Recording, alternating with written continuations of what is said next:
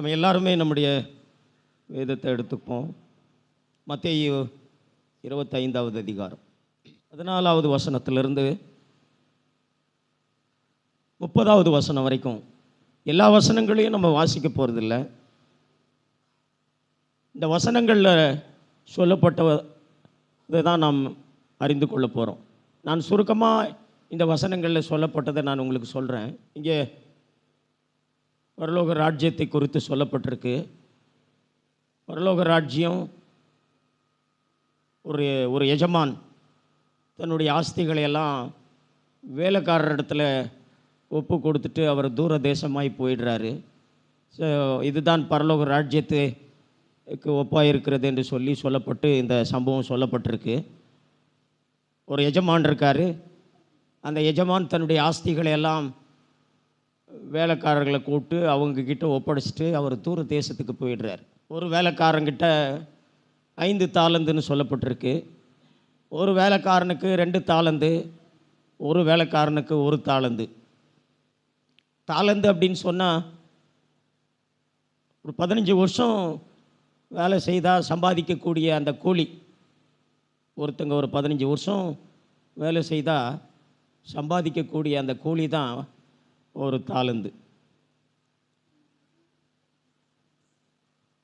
தன்னுடைய ஆஸ்தியை எல்லாருக்கும் இந்த எஜமான் வேலைக்காரங்களுக்கு ஒருத்தருக்கு 5 தாலந்து, ஒருத்தருக்கு 2 தாலந்து, ஒருத்தருக்கு 1 தாலந்து கொடுத்துட்டு அவர் தூர தேசத்துக்கு போகிறாரு.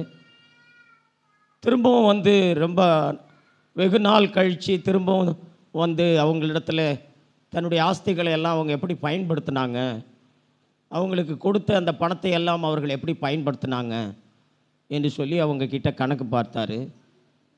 அப்படி கணக்கு பார்க்கும் பொழுது 5 தாலந்தை அவன் பெற்றுக்கொண்டவன் இன்னொரு 5 தாலந்தை அவன் சம்பாதித்திருந்தான்.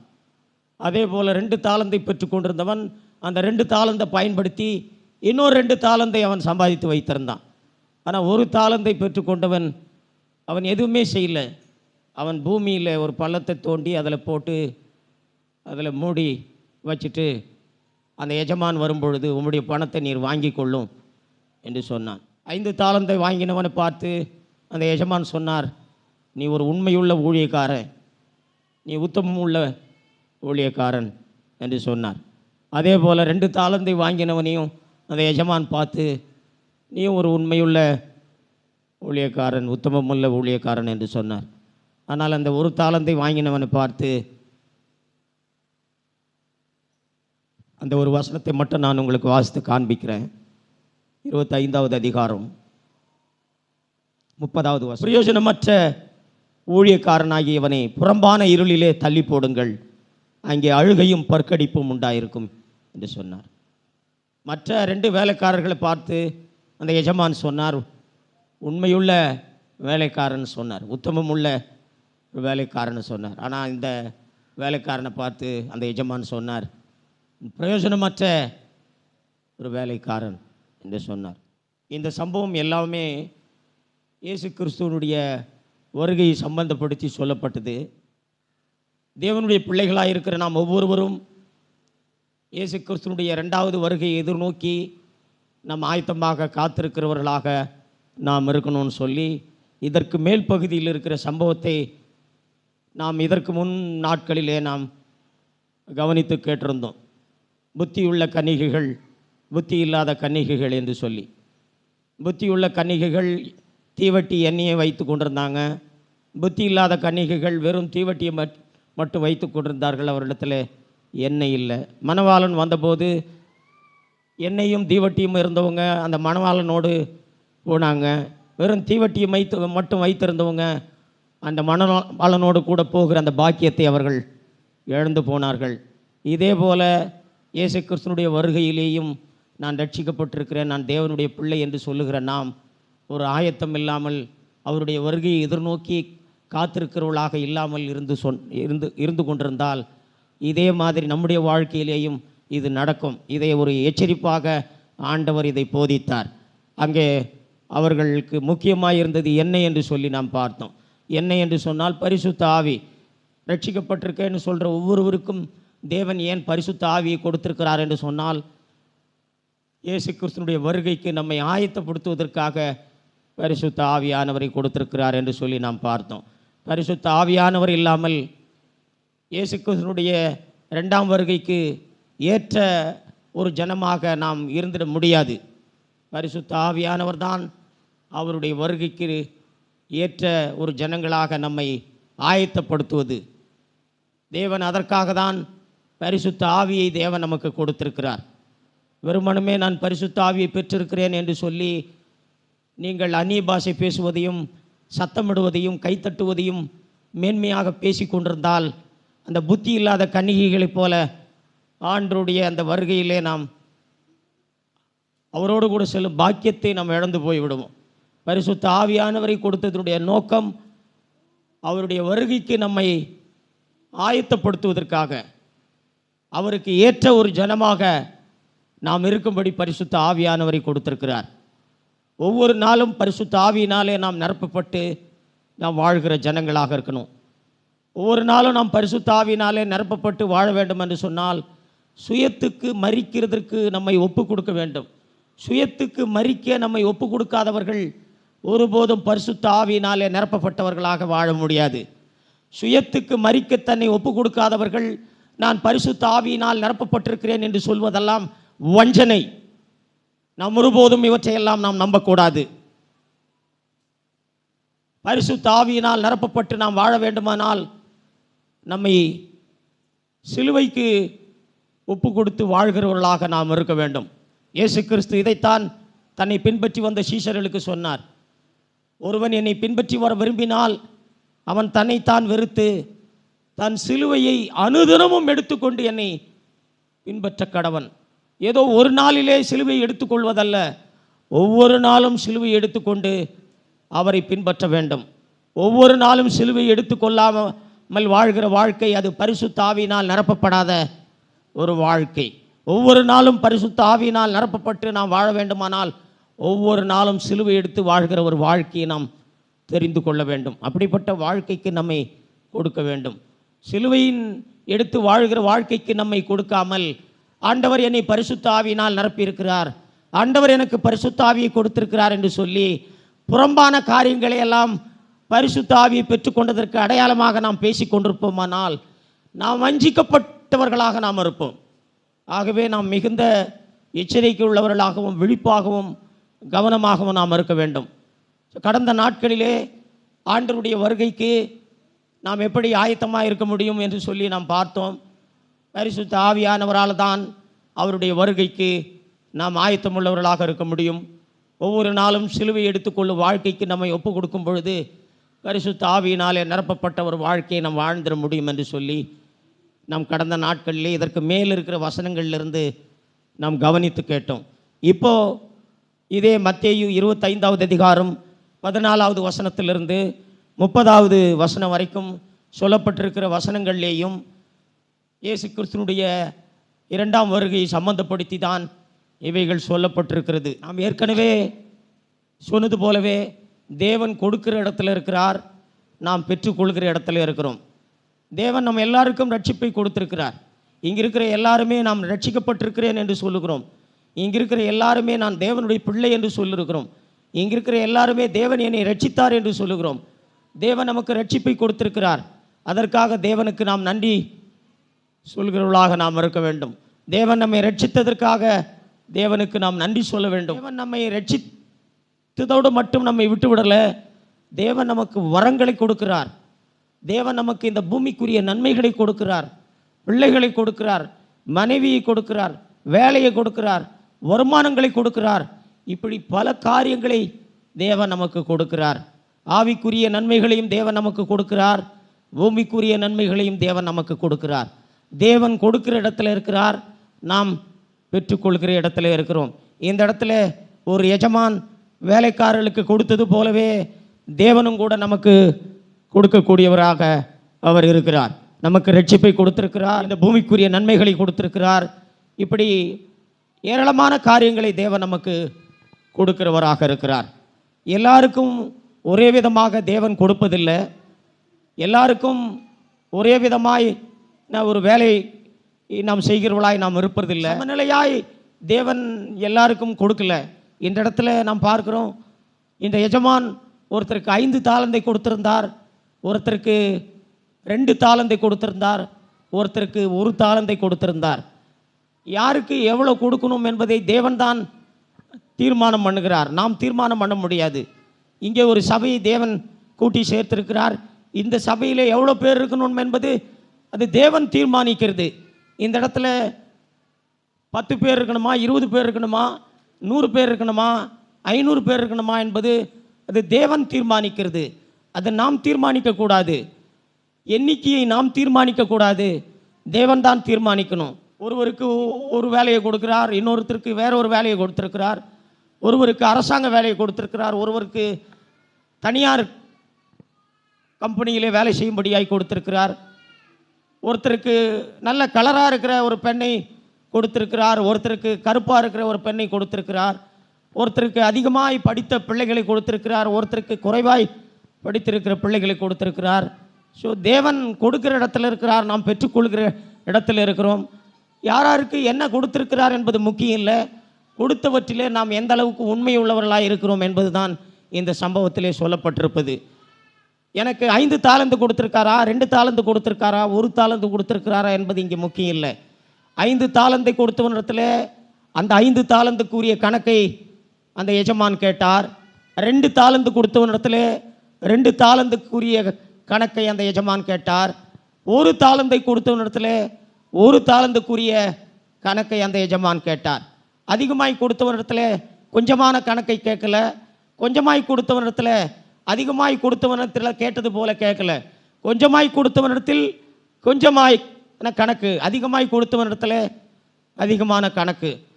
ஆகவே நாம் எல்லாருமே இந்த பூமிக்குரிய வாழ்க்கையில் நாம் ஒரு தேவனுக்கு கணக்கு ஒப்புவிக்க வேண்டியவர்களாக நாம் இருக்கிறோம். இந்த இடத்துல எப்படி ஒரு எஜமான் தூர தேசத்துக்கு போயிட்டு திரும்பவும் வந்து அந்த வேலைக்காரங்கிட்ட தான் கொடுத்த ஆஸ்திகளை எல்லாம் அவர்கள் எப்படி பயன்படுத்தினார்கள் என்று சொல்லி கணக்கு கேட்டாரோ, அதே போல இயேசு கிறிஸ்து முதல் முறையாக இந்த பூமிக்கு வந்தது நம்மை ரட்சிக்கும்படியாக வந்தார். நமக்காக அவர் சிலுவையில் மரிக்கும்படி வந்தார். நம்முடைய பாவங்களை மன்னிக்கும்படி அவர் தன் சிலுவையில் இரத்தத்தை சிந்த வந்தார். நம்மை பாவங்களிலிருந்து விடுதலையாக்கும்படி இந்த பூமிக்கு அவர் வந்தார். ஆனால் மறுபடியும் வரப்போகிறார் என்று சொல்லும் பொழுது ரட்சிக்கப்பட்டிருக்கிற நாம் ஒவ்வொருவரும் அவருக்கு கணக்கு சொல்ல வேண்டியவர்களாக இருக்கிறோம். நான் மட்டும் இல்லை, இந்த உலகத்தில் இருக்கிற எல்லாரையும் தேவன் நியாயம் தீர்க்கப் போகிறார் என்று சொல்லி இந்த வேதத்தில் சொல்லப்பட்டிருக்கிறது. ஆனால் ரட்சிக்கப்பட்டிருக்கிறேன் என்று சொல்லுகிற இடத்துல நமக்கு அதிகமான கணக்கு நமக்கு உண்டு. தேவன் எனக்கு ரட்சிப்பை கொடுத்திருக்கிறார் என்று சொல்லி நீ அதை மேன்மையாக பேசி கொண்டிருக்கலாம். உண்மையாகவே நம்மை ரட்சித்தது அது மேன்மையான ஒரு செய்தி. ஆனால் ரட்சிக்கப்பட்ட நீ இந்த பூமியில் எப்படிப்பட்ட ஒரு வாழ்க்கையை நீ வாழ்ந்து கொண்டிருக்கிற? பரிசுத்த ஆவியை கொடுத்திருக்கிறார் என்று சொல்லி பரிசுத்த ஆவியை பெற்றுக்கொண்டிருக்கிறேன் என்று சொல்லி நீ மேன்மையாக பேசி கொண்டிருக்கலாம். உண்மையாகவே பரிசுத்த ஆவியை பெற்றுக்கொள்வது ஒரு மேன்மையான ஒரு செய்தி. ஆனால் பரிசுத்த ஆவியை பெற்றுக்கொண்டிருக்கிற நீ எப்படிப்பட்ட ஒரு வாழ்க்கையை வாழ்ந்து கொண்டிருக்கிற? தேவன் எனக்கு ஒரு நல்ல வேலையை கொடுத்திருக்கிறார், எனக்கு மனைவியை கொடுத்திருக்கிறார், வீட்டை கொடுத்திருக்கிறார், பிள்ளைகளை கொடுத்திருக்கிறார் என்று சொல்லி இந்த பூமிக்குரிய நன்மைகளை குறித்து நீ அதிகமாய் ஆண்டவருக்கு நன்றி சொல்லக்கூடியவனாக இருக்கலாம். இதற்காக நீ தேவனை உயர்த்தி பேசக்கூடியவனாக இருக்கலாம். ஆனால் இவைகளை எல்லாம் நாம் எப்படி பயன்படுத்தி கொண்டிருக்கிறோம் என்பதுதான் மிகவும் முக்கியமானது. யாராருக்கு எவ்வளோ கொடுத்திருக்கிறாங்க என்பது முக்கியம் இல்லை, கொடுத்தவற்றிலே நாம் எந்த அளவுக்கு உண்மையுள்ளவர்களாக நாம் இருக்கிறோம் என்பதுதான் இந்த சம்பவத்திலே சொல்லப்பட்டிருக்கிற காரியம். 2 பேர் உண்மையுள்ள வேலைக்காரர்களாக இருந்தார்கள், விசுவாசம் உள்ள வேலைக்காரர்களாக இருந்தார்கள். ஆனால் ஒருவன் விசுவாசம் இல்லாதவனாக இருந்தான், அவன் பிரயோஜனமற்ற ஒரு வேலைக்காரனாக இருந்தான். இதே போல தேவனுடைய பிள்ளைகளாகிய நாமும் கூட ஆண்டுடைய பிள்ளை என்று சொல்லிவிட்டு, ஆண்டவர் என்னை ரட்சித்தார் என்று சொல்லிவிட்டு, பரிசுத்த ஆவியை பெற்றுக்கொண்டேன் என்று சொல்லிவிட்டு, ஆண்டவர் இந்த பூமிக்குரிய நன்மைகளை எல்லாம் கொடுத்திருக்கிறார் என்று சொல்லிவிட்டு, தேவன் வரும்பொழுது நான் உண்மையும் உத்தமமும் இல்லாத ஒரு வேலைக்காரனை போல நான் இருந்துவிட முடியும். ஆகவே தான் இந்த சம்பவத்தை தன்னை பின்பற்றின சீஷர்களுக்கு ஆண்டவர் போதித்தார். எனக்கு அன்பானவர்களே, தேவனிடத்திலிருந்து நாம் அநேக காரியங்களை பெற்றுக்கொள்கிறோம். ஆனால் பெற்றுக்கொண்டிருக்கிற காரியங்களை நாம் திரும்பவும் தேவனுக்கு கணக்கு ஒப்புவிக்க வேண்டியவர்களாக நாம் இருக்கிறோம். எபிரேயர் 4வது அதிகாரம் 13வது வசனம் சொல்லுகிறது, எல்லாம் தேவனுக்கு வெளியரங்கமாக இருக்கிறது. தேவனுக்கு ஒன்றையும் நாம் மறைக்க முடியாது. நாம் எல்லாரும் அவருக்கு கணக்கு ஒப்புவிக்க வேண்டியவர்களாக இருக்கிறோம் என்று சொல்லப்பட்டிருக்கிறது. எபிரேயர் 4:13 வசனத்தை வாசித்து காண்பிக்கிறேன். அவருடைய பார்வைக்கு மறைவான சிருஷ்டி ஒன்றுமில்லை, சகலமும் அவருடைய கண்களுக்கு முன்பாக நிர்வாணமாயும் வெளியரங்கமாயும் இருக்கிறது. அவருக்கே நாம் கணக்கு ஒப்புவிக்க வேண்டும். நாம் மனுஷர்களை ஏமாற்றி விடலாம், மனுஷர்களுடைய பார்வைக்கு நம்மை நல்லவர்களாக காண்பித்து விடலாம், மனுஷர்களுடைய பார்வைக்கு நம்மை நீதிமான்களாக காண்பித்து விடலாம், மனுஷருடைய பார்வைக்கு நம்மை பரிசுத்தவான்களாக காண்பித்து விடலாம். மனுஷர்கள் நம்மை மெச்சிக்கொள்ளும்படி மனுஷர்களுக்கு முன்பதாக நாம் நடித்து விட முடியும். ஆனால் தேவனுக்கு முன்பதாக நாம் ஒருவரும் நடிக்க முடியாது. தேவனுக்கு எல்லாம் வெளியரங்கமாக இருக்கிறது. நாம் எப்படிப்பட்ட ஒரு வாழ்க்கையை வாழ்ந்து கொண்டிருக்கிறோம் என்பதை ஒருவரும் தேவனுக்கு நாம் மறைக்க முடியாது. எல்லாம் வெளியரங்கமாக இருக்கிறது. நாம் தேவனுக்கு ஒரு நாளில் கணக்கு ஒப்புவிக்க வேண்டியவர்களாக இருக்கிறோம். இயேசு சொன்னார், நான் போகிறேன், மீண்டுமாய் நான் வருவேன் என்று சொல்லிவிட்டு போனார். வானங்கள் வழியாக ஏறி சென்ற ஆண்டவர் திரும்பவும் ஒரு நாளிலே அவர் வரப்போகிறார். தேவனுடைய பிள்ளைகளாகிய நாம் தேவனுக்கு கணக்கு ஒப்புவிக்க வேண்டியவர்களாக இருக்கிறோம். அதைத்தான் இந்த மத்திய 25வது அதிகாரத்தில் நமக்கு சொல்லப்பட்டிருக்கிறது.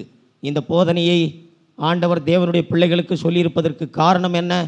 அவர் வரும்பொழுது நாம் உண்மையற்ற, உத்தமமற்ற, ஒரு பிரயோஜனமற்ற ஒரு வேலைக்காரனாக நாம் இருந்துவிட முடியும். நாம் மிகுந்த கவனம் உள்ளவர்களாக நாம் இருக்க வேண்டும். நாம் மிகுந்த எச்சரிக்கை உள்ளவர்களாக நாம் இருக்க வேண்டும். ஆகவே இந்த இடத்துல நான் உங்களுக்கு சொல்லுகிறேன், ஒரு அற்புதமான ஒரு வசனம் உண்டு. 29வது வசனம், உள்ளவன் எவனோ அவனுக்கு கொடுக்கப்படும், பரிபூர்ணமும் அடைவான், இல்லாதவனிடத்திலிருந்து உள்ளதும் எடுத்துக்கொள்ளப்படும். சகோதரனே, நாம் தாழ்மை உள்ளவர்களாக இருந்தால் நித்தியத்துக்குரிய ஒரு வாழ்க்கையை வாழும்படி நாம் தெரிந்து கொள்வோம். நம்மிடத்தில் தாழ்மை இல்லாத இருக்கும் பொழுது நாம் இந்த பூமிக்குரிய வாழ்க்கையை பெரிதாக எண்ணி நாம் இதை தெரிந்து கொள்வோம். தாழ்மை உள்ளவனுக்கு தேவன் நித்தியத்துக்குரிய வாழ்க்கையை அதிகமாய் வாழும்படி உதவி செய்திருவார். தாழ்மை இல்லாதவனுக்கு ஒருபோதும் அவர் உதவி செய்திட மாட்டார். இந்த இடத்துல நாம் பார்க்கிறோம், 2 வேலைக்காரர்கள், ஒருவன் 5 தாலந்து, ஒருவனிடத்தில் 2 தாலந்து. இவர்கள் 2 பேரும் இவர்கள் இதை பயன்படுத்தி வேறு 5 தாலந்துகளை சம்பாதித்தார்கள். வேறு 2 தாலந்தை சம்பாதித்தான். ஆனால் ஒருவன் மட்டும் பூமியை தோண்டி அந்த பூமியிலே புதைத்து வைத்து விட்டான். இவைகளெல்லாம் நமக்கு எதை போதிக்கிறது என்று சொன்னால், நாம் பூமியை முக்கியமாக நாம் தெரிந்து கொண்டிருக்கிறோமா, இல்லை நித்தியத்தை நாம் முக்கியமாக நாம் தெரிந்து கொண்டிருக்கிறோமா? நாம் இவைகளையெல்லாம் பயன்படுத்தி கொண்டிருக்கிற நோக்கம், நம்முடைய மனநோக்கம், நம்முடைய எண்ணம், நம்முடைய வார்த்தைகள், நம்முடைய செயல்பாடுகள் எல்லாம் நித்தியத்தையே பெரிதாக நாம் எண்ணி இவைகளையெல்லாம் நாம் பயன்படுத்தி கொண்டிருக்கிறோமா? இல்லாவிட்டால் ஒருத்தனை போல் அந்த பூமியை தோண்டி அந்த பூமியில் புதைச்சி வச்சது போல இந்த பூமிக்காகவே இவைகளையெல்லாம் நாம் பயன்படுத்தி கொண்டிருக்கிறோமா? ஒன்று நித்தியத்துக்காக 2 வேலைக்காரர்கள், அவர்கள் எதை நமக்கு காண்பிக்கிறார்கள் என்று சொன்னால், அவர்கள் நித்தியத்துக்காகவே தேவனிடத்திலிருந்து பெற்றுக்கொண்ட அனைத்தையும், அந்த எஜமானிடத்திலிருந்து பெற்றுக்கொண்ட அனைத்தையும் அவர்கள் எப்படி 5 தாலந்தை இன்னொரு 5 தாலந்தாக அவன் சம்பாதித்தான். 2 தாலந்தை பயன்படுத்தி இன்னொரு 2 தாலந்தை அவன் சம்பாதித்தான். இவைகளெல்லாம் நமக்கு எதை போதிக்கிறது என்று சொன்னால், தேவனிடத்திலே பெற்றுக்கொண்டிருக்கிற நான் இவைகளையெல்லாம் நித்தியத்தின் கண்ணோட்டத்தில் தான் நான் இவைகளையெல்லாம் பயன்படுத்தி கொண்டிருக்கிறேனா? நித்தியம்தான் எனக்கு பெரிதாக இருக்கிறதா? இல்லாவிட்டால் இந்த பூமிக்குரிய ஜனங்களைப் போல இந்த பூமி தான் எனக்கு பெரிதாகவும், இந்த பூமியே எனக்கு ஒரு நிரந்தரமாகவும், இந்த பூமிக்குரிய சிந்தையோடவே இவைகளை எல்லாம் நான் பயன்படுத்தி கொண்டிருக்கிறேனா? ஒருத்தன் பூமியை தோண்டி புதைச்சான், 2 பேர் அவர்கள் தாங்கள் பெற்றுக்கொண்டதை அவர்கள் பயன்படுத்தினார்கள். இவைகளிலிருந்து தேவன் நமக்கு கற்றுக் கொடுக்கிறது என்ன? நாம் நித்தியத்தை பெரிதாக எண்ணி நித்தியத்துக்காக நாம் வாழ்ந்து கொண்டிருக்கிறோமா? இந்த பூமியை பெரிதாக எண்ணி இந்த பூமிக்காக நாம் வாழ்ந்து கொண்டிருக்கிறோமா? எவ்வளவு சம்பாதிக்கலாம், எவ்வளவு சேர்த்து வைக்கலாம், இந்த பூமியில் தன்னை குறித்து எவ்வளவு பெரிதாக ஜனங்கள் பேசுவாங்க, ஜனங்கள் கண்களுக்கு முன்பதாக நாம் எவ்வளவு உயர்வாக காணப்படலாம், மனுஷங்க மத்தியில் நமக்கு எவ்வளோ பேர் கிடைக்கும், எவ்வளோ மதிப்பு கிடைக்கும், நம்ம எவ்வளவாய் மெச்சிக்கொள்வாங்க, ஜனங்கள் நமக்கு எவ்வளவாய் கனம் பண்ணுவாங்க, நம்மை குறித்து எவ்வளவாய் உயர்வாய் பேசுவாங்க என்று சொல்லி இந்த பூமிக்குரிய கண்ணோட்டத்திலேயே இந்த உலக ஜனங்கள் வாழ்கிறது போலவே, ரட்சிக்கப்படாத ஜனங்கள் வாழ்கிறது போலவே இந்த பூமியே மேன்மையாக எண்ணி, இந்த பூமியின் மகிமையே மேன்மையாக எண்ணி நாம் வாழ்ந்து கொண்டிருக்கிறோமா? இல்லாவிட்டால் நித்தியத்தை மேன்மையாக எண்ணி தேவனுடைய பார்வையில் எனக்கு கனம் வேண்டும், தேவன் என்னை மெச்சிக்கொள்ள வேண்டும், தேவன் என்னை பார்த்து சொல்ல வேண்டும், உத்தமமும் உண்மையுள்ள ஊழியக்காரனே, உத்தமமும் உண்மையுள்ள வேலைக்காரனே என்று சொல்லி தேவன் என்னை மெச்சிக்கொள்ள வேண்டும். மனுஷரிடத்திலே நாம் கனத்தை தேடி கொண்டிருக்கிறோமா? தேவனிடத்திலே நாம் கனத்தை பெற்றுக்கொள்ளும்படி நாம் வாழ்ந்து கொண்டிருக்கிறோமா? தேவன் நம்மை பார்த்து விசுவாசம் உள்ளவன் வேலைக்காரனே என்று சொல்லணுமா? இல்லை மனுஷர்கள் நம்மை பார்த்து சொல்லணுமா? நம்முடைய வாழ்க்கை மனுஷருடைய பார்வைக்கா, தேவனுடைய பார்வைக்கா? அதுதான் இந்த சம்பவத்திலே ஆண்டவர் தன்னுடைய சீஷர்களுக்கு போதித்தார். நாம் ஒருபோதும் மனுஷர்களுக்காக வாழக்கூடாது. மனுஷர்கள் உன்னை பரிசுத்தவான் என்று சொல்லிவிட்டால் நீ பரிசுத்தவான் ஆயிட முடியாது. தேவன் உன்னை பார்த்து சொல்லணும் நீ பரிசுத்தவான் என்று சொல்லி. தேவன் உன்னை பார்த்து மெச்சிக்கொள்ளணும், தேவன் உன்னை பார்த்து கனம் பண்ணணும். மனுஷர்கள் நம்மை பார்த்து கனம் பண்ணுவதல்ல, மனுஷர்கள் பார்வையில் வாழ்கிற வாழ்க்கை அல்ல, தேவனுடைய பார்வையிலே வாழ்கிற வாழ்க்கை. கண்பானவர்களே, நாம் தாழ்மையாக இருந்தால் நித்தியத்தையே நாம் மேன்மையாக தெரிந்து கொள்வோம். நாம் தாழ்மை இல்லாதவர்களாக இருந்தால் இந்த பூமியே பெரிதாக எண்ணி நாம் தெரிந்து கொள்வோம். இந்த பூமியை தோண்டி ஒரு தாளந்தை புதைத்து வைத்த அந்த பிரயோஜனமற்ற ஒரு வேலைக்காரனை போல நாம் இந்த பூமியே மேன்மையாக எண்ணி நாம் தெரிந்து கொள்வோம். தாழ்மையுள்ளவர்களாக நாம் இருக்கணும் சகோதரா. நாம் தாழ்மையுள்ளவர்களாக இருந்தால் நாம் தேவனிடத்திலிருந்து பெற்றுக்கொண்ட அனைத்தையும் நித்தியத்துக்காக நாம் பயன்படுத்துவோம். நித்தியத்தை நம்முடைய கண்ணோட்டமாக வைத்து நாம் வாழ்வோம். நித்தியத்தின் சிந்தையோடு கூட நாம் இந்த பூமியில் நாம் வாழ்வோம். நம்முடைய மன நோக்கத்திலே நித்தியத்துக்காக நாம் வாழ்வோம். நம்முடைய எண்ணங்கள் நித்தியத்துக்காக, நம்முடைய செயல்பாடுகள் நித்தியத்துக்காக. சகோதரா, நித்தியத்தோடு இந்த பூமியை நீ ஒப்பிட்டு பார்த்தால் இந்த பூமி ஒன்றுமே கிடையாது. நீங்கள் இந்த பூமியிலிருந்து வானத்தை நோக்கி பாருங்கள், அது எவ்வளவு உயரமாக இருக்கிறது. அதுபோல தான் நித்தியம். பூமியை காட்டிலும் பல மடங்கு விலை மதிப்பற்றது நித்தியம். எப்படி வானத்திலிருந்து இந்த பூமியை பார்த்தால் இந்த பூமி வெறும் ஒரு சின்னதாக இருக்கிறதோ, அதுபோல நித்தியத்தோடு இந்த பூமியை ஒப்பிட்டு பார்க்கும் பொழுது இவைகளெல்லாம் ஒன்றுமில்லை. இவைகளெல்லாம் ஒன்றுமில்லை. இந்த பூமியிலிருந்து வானத்தை நோக்கி பார்த்தால் இந்த வானம் எவ்வளவு உயரமாக இருக்கிறதோ அதுபோல நித்தியம் விலை மதிப்பற்றது. இந்த பூமியிலே நாம் வாழ்கிற வாழ்க்கை நித்தியத்துக்காக நாம் வாழ வேண்டும். தேவனிடத்திலே நாம் எதை பெற்றுக்கொண்டிருக்கிறோம் என்பது முக்கியமல்ல, பெற்றுக்கொண்டதை நாம் எப்படி பயன்படுத்தி கொண்டிருக்கிறோம் என்பது முக்கியம். நம்முடைய பிள்ளைகளை படிக்க வைப்பது எதற்காக? ஏதோ இந்த பூமியில் நம்மை குறித்து பெரிதாக எண்ண வேண்டும். என்னுடைய பிள்ளை பெரிய இன்ஜினியராக படிச்சிருக்கார், என்னுடைய பிள்ளை பெரிய டாக்டராக படிச்சிருக்கிறார், என்னுடைய பிள்ளை. ஸோ உங்களுடைய மேன்மைக்காக, உங்களுடைய மதிப்புக்காக, உங்களுடைய புகழ்ச்சிக்காக இந்த பூமியில் நம்முடைய பிள்ளைகளை நாம் படித்து வைத்து கொண்டிருக்கிறோமா? நம்முடைய பிள்ளைகளை படிக்க வைக்கிறது நல்லது. ஒரு வேலைக்காக, தங்களை தாங்களே போஷித்து கொள்ள வேண்டும் என்பதற்காக, எந்த மனுஷருக்கும் பாரமாக இருக்கக்கூடாது, எந்த மனுஷரையும் சார்ந்து இருக்கக்கூடாது. அவர்கள் தேவனுக்கு நன்றியுள்ளவர்களாக இருந்து தேவனுக்கு ஒரு உத்தமமுள்ள ஒரு வாழ்க்கை வாழும்படி அவர்கள் தங்களை தாங்களே போஷித்து கொள்ள வேண்டும் என்பதற்காக நம்முடைய பிள்ளைகளை நாம் படிக்க வைக்க வேண்டும். நம்முடைய பிள்ளைகளை படிக்க வைப்பது அதிக பணம் இருப்பதனால, நமக்கு நல்ல மதிப்பு வேண்டும் என்பதனால, உலகம் நம்மை மெச்சிக்கொள்ள வேண்டும் என்பதனால, மற்றவர்கள் பார்வையில் நம்மை பெரிதாக எண்ண வேண்டும் என்பதற்காக, இப்படிப்பட்ட நோக்கங்கள் எல்லாம் ஒரு பூமிக்குரிய சிந்தை உடையது. இவைகளெல்லாம் மதிப்பற்றது. நம்முடைய பிள்ளைகளை நாம் படிக்க வைக்கிறதுடைய நோக்கம் எந்த மனுஷருக்கும் பாரமாக இருக்கக்கூடாது, எந்த மனுஷரையும் சார்ந்து இருக்கக்கூடாது, எந்த மனுஷரையும் நம்பி இருக்கக்கூடாது. தேவனையே நம்பி இருக்கணும். தேவன் கொடுத்த படிப்புக்காக தேவனுக்கு நன்றி சொல்லி, தேவன் கொடுத்த வேலைக்கு நன்றி சொல்லி அந்த வேலையின் மூலமாக தங்களுடைய தேவைகளை பூர்த்தி செய்து கொள்ளணும். தேவையுள்ள ஜனங்களுக்கு உதவி செய்யக்கூடியவர்களாக அவர்கள் இருக்கணும். நித்தியம்தான் நம்முடைய நோக்கமாக இருக்கணும். நம்முடைய நிரந்தரமான இடம் நித்தியம்.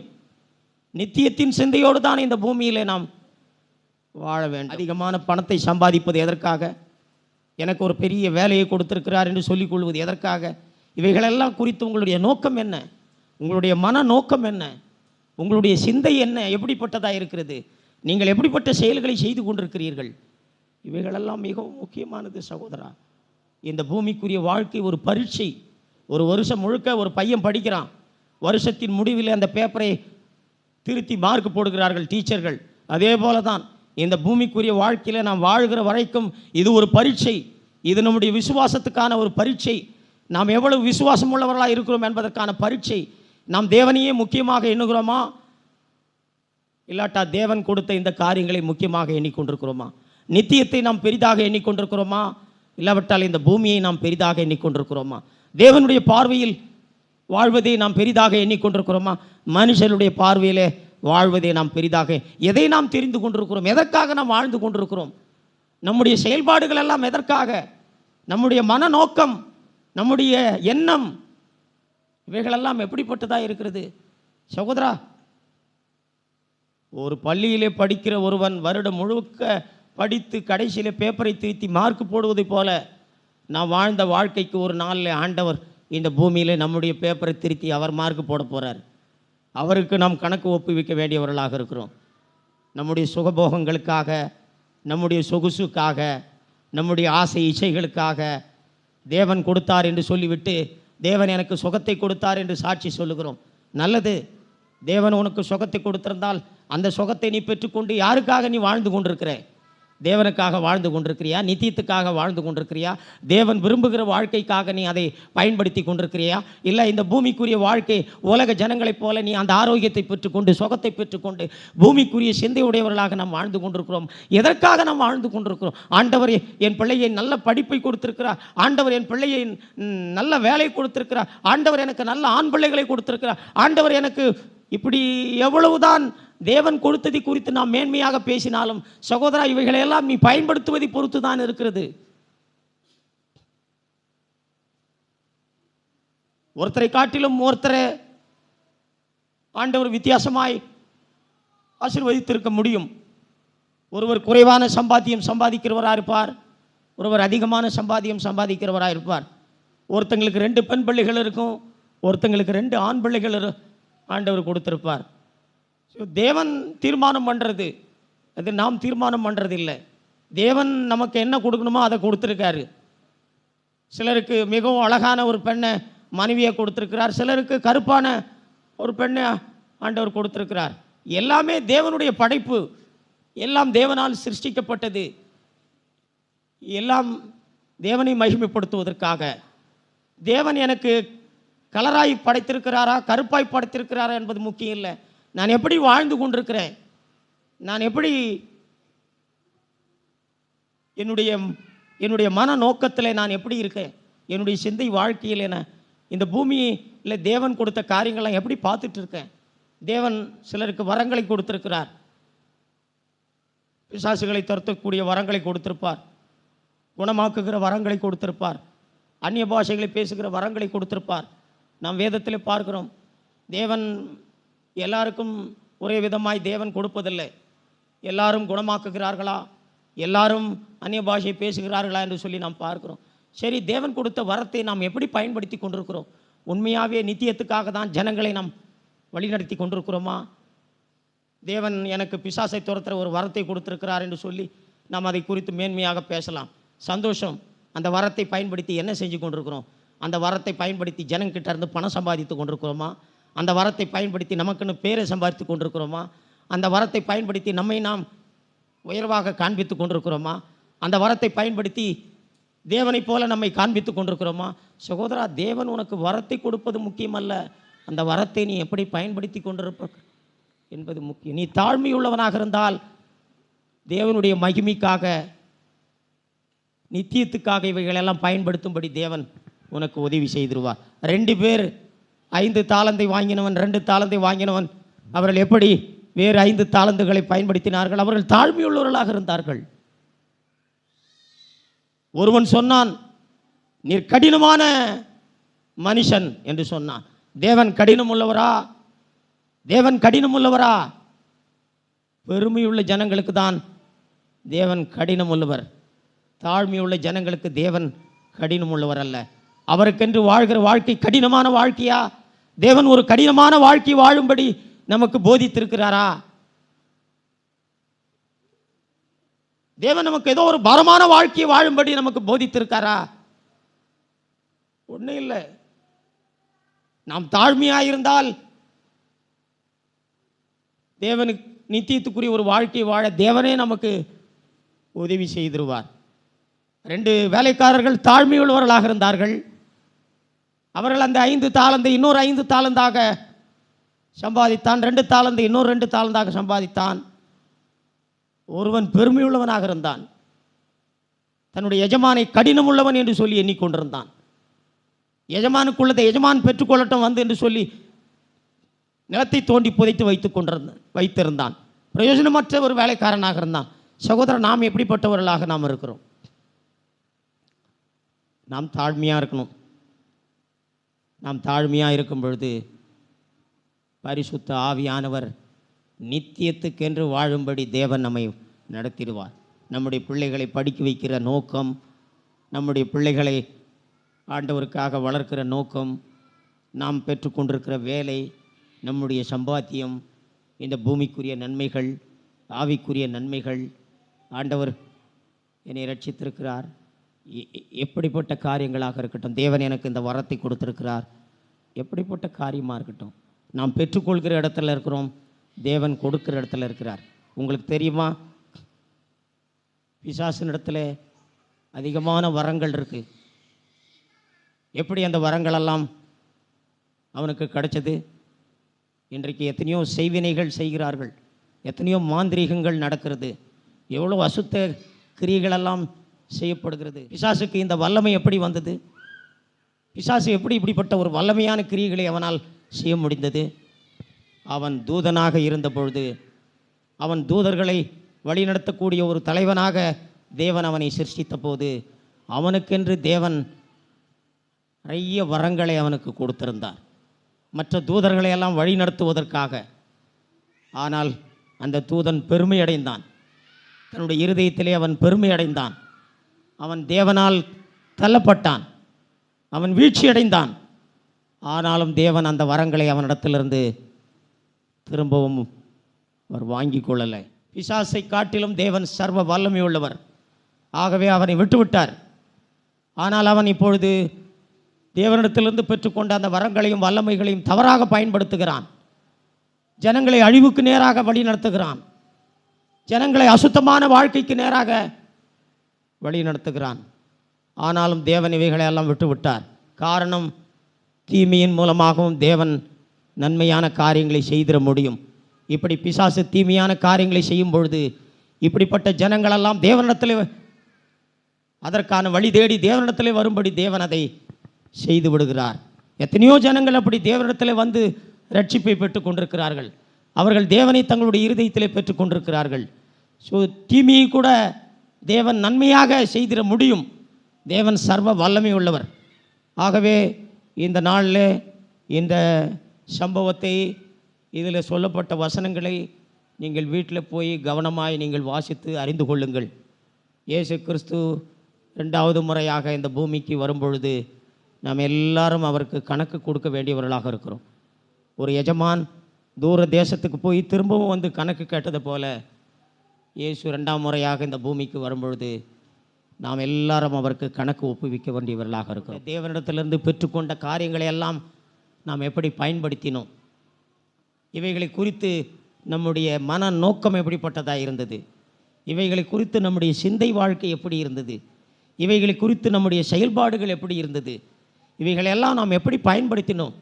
ஒரு வேலைக்காரன் பூமியில் புதைச்சி வச்சது போல இவைகளெல்லாம் பூமிக்குரிய சிந்தை உடையவர்களாக நாம் பயன்படுத்தி கொண்டிருக்கிறோமா? இல்லாவிட்டால் ஆவிக்குரிய சிந்தை உடையவர்களாக இந்த 2 வேலைக்காரர்களைப் போல நாம் இவைகளெல்லாம் பயன்படுத்தி கொண்டிருக்கிறோமா என்பதை தேவன் வரும்பொழுது நாம் அவருக்கு கணக்கு ஒப்புவிக்க வேண்டும். தேவன் முன்னதாகவே இவைகளெல்லாம் நமக்கு போதித்திருக்கிறார். ஏனென்றால் நம்மெல்லாம் ஜாக்கிரதையாக இருக்கும்படி, நம்மெல்லாம் எச்சரிக்கையாக இருக்கும்படி தேவன் நமக்கு நிறைய வாய்ப்புகளை கொடுக்கிறார், தருணங்களை கொடுக்கிறார். எடுத்த உடனே தேவன் நம்மை நியாயந்தீர்ப்பதில்லை, எடுத்த உடனே தேவன் நம்மை தண்டிக்கிறதில்லை. இந்த இடத்துல நாம் பார்க்கிறோம், இந்த பொல்லாத ஒரு பிரயோஜனமற்ற ஒரு வேலைக்காரன் அவனுக்கு நேரத்தை கொடுத்திருந்தார். முடிவிலே அந்த எஜமான் சொன்னார், இவனை தூக்கி அந்த புறம்பான இருளிலே போடுங்கள் என்று சொல்லி. சகோதரா, இந்த பூமியிலே எத்தனையோ வாய்ப்புகளை தேவன் ஒரு நாளும் உனக்கு கிடைக்கிற ஒரு வாய்ப்பு. கடந்ததெல்லாம் விட்டுரு, கடந்து போன நாட்களை விட்டுரு. இனி இருக்கிற நாட்களில் இருந்தாவது தேவனுக்கு கணக்கு ஒப்புவிக்க வேண்டியவர்களாக இருக்கிறோம் என்பதை கவனத்தில் அறிந்து அவருக்கு ஏற்ற ஒரு வாழ்க்கை வாழும்படி தாழ்மையாய் உன்னை அவரிடத்தில் ஒப்புக்கொடு. தேவனுடைய ஆவியினால் தேவன் உன்னை அவருக்கு ஏற்ற ஒரு வாழ்க்கை வாழும்படி தேவன் உனக்கு உதவி செய்திருவார். உன்னுடைய மன நோக்கத்தில் நீ ஆவிக்குரியவனாக நீ வாழ்ந்துருவ. உன்னுடைய சிந்தை வாழ்க்கை, உன்னுடைய செயல்பாடுகள் எல்லாம் ஆவிக்குரியவனாக நித்தியத்தையே விலை மதிக்க முடியாதாக எண்ணி வாழக்கூடிய ஒரு வாழ்க்கைக்கு தேவன் நம்மை பயன்படுத்திட முடியும். நம்ம எல்லாருமே நித்தியத்தை நாம் பெரிதாக நாம் தெரிந்து கொள்ள வேண்டும். நித்தியமே நமக்கு பெரிதாக இருக்க வேண்டும். இந்த பூமி நமக்கு பெரிதாக இருக்கக்கூடாது. இந்த பூமிக்குரிய வாழ்க்கையோ இந்த பூமிக்குரிய மேன்மையோ நாம் பெரிதாக எண்ணக்கூடாது. நித்தியம்தான் நமக்கு பெரிதாக நித்தியத்தின் மேன்மை தான் பெரிதானது. இப்படிப்பட்ட ஒரு வாழ்க்கைக்கு நம்மை ஒப்புக் கொடுப்போம். கர்த்தர் நம்மை ஆசீர்வதிப்பாரா. ஆமென்.